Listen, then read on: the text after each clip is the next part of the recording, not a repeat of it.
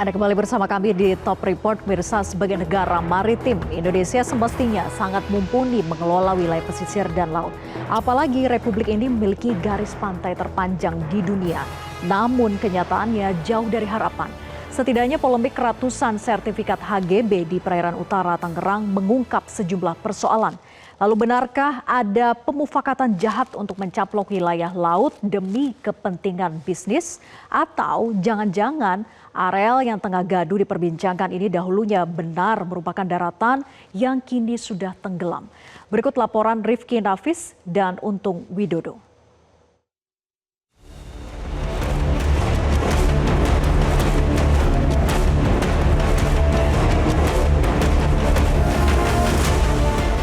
Kasus pemageran laut yang membentang sepanjang 30 km di utara Laut Tangerang, Provinsi Banten saat ini mulai menemukan titik kejelasannya. Sebelumnya Menteri ATR BPN Nusron Wahid mengatakan benar bahwa ada sertifikat hak guna bangunan di lokasi tempat pemageran itu ditempatkan. Namun Menteri KKP Sakti Wahyu Trenggono kemudian juga mengatakan bahwa sertifikat-sertifikat tersebut bersifat ilegal atau tidak dapat dibenarkan secara hukum. Lalu benarkah ada isu atau pandangan yang muncul bahwa sertifikat itu lahir dari adanya daratan yang dahulu sempat ada di lokasi-lokasi pemageran laut? Untuk mengetahuinya, tetap ikuti kami. Tanah yang ada di wilayah Kohod, termasuk wilayah Tanjung Burung adalah tambak-tambak warga. Itu ada pemiliknya. Karena begitu derasnya abrasi yang muncul ya pada tahun 90 atau 1970-an sampai 80, 90-an, 2000-an itu sudah begitu besar. Karena gini, kenapa dampak abrasi itu begitu dahsyat?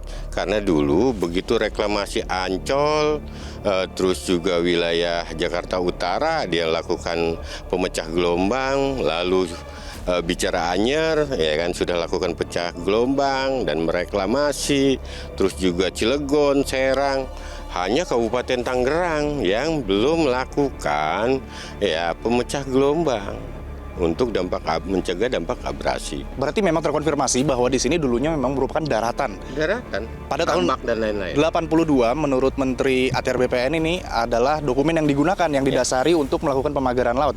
Bisa digambarkan Pak, kita berada saat ini kondisinya seperti apa dan dulu daratannya batasnya sampai mana Pak? Ini dulu saya observasi Kali Cisadane bersama ITI itu batasan di situ Kohod ya.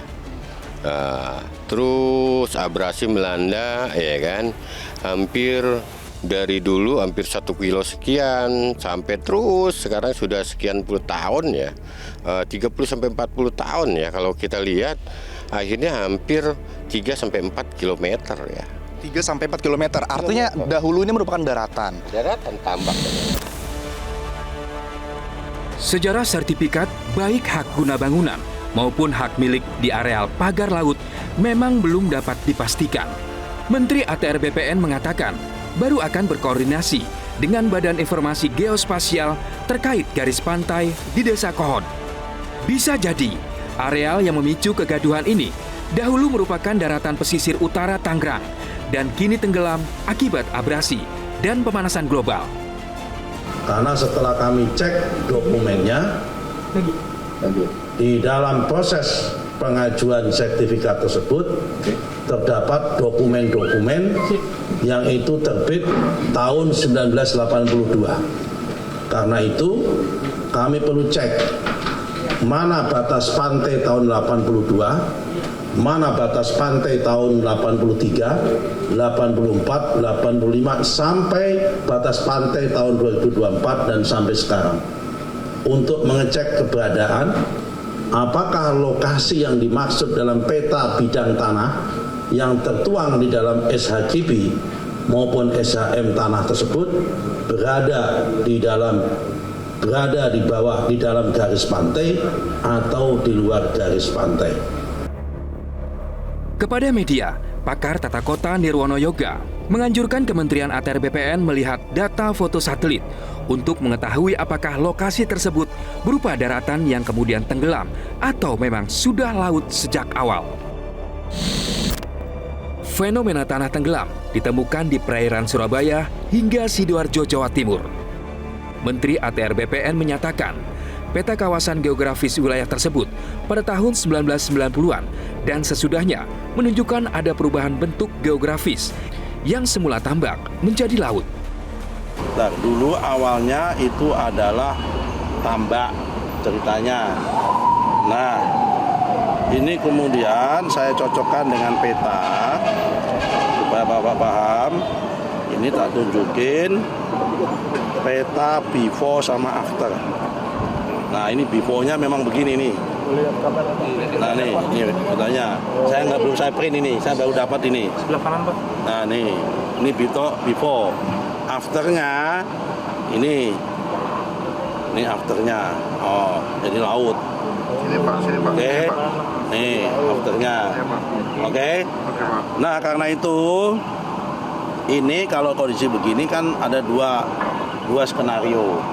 Skenario pertama tahun depan di bulan Februari dan Agustus kan HGB-nya habis. Tinggal kita perpanjang. Atau undang-undang juga memperbolehkan karena itu tanahnya udah ada karena ada abrasi jadi laut, maka masuk kategori tanah musnah. Bisa langsung kita batalkan karena ada undang-undangnya, karena itu masuk tanah musnah.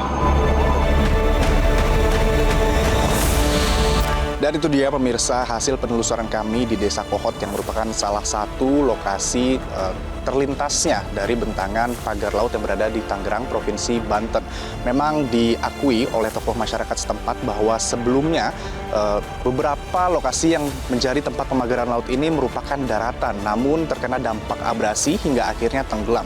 Hal ini pun kami harapkan dapat menjadi informasi tambahan bagi kementerian dan pihak-pihak terkait untuk dapat segera menelusuri kasus yang tengah ramai hingga saat ini.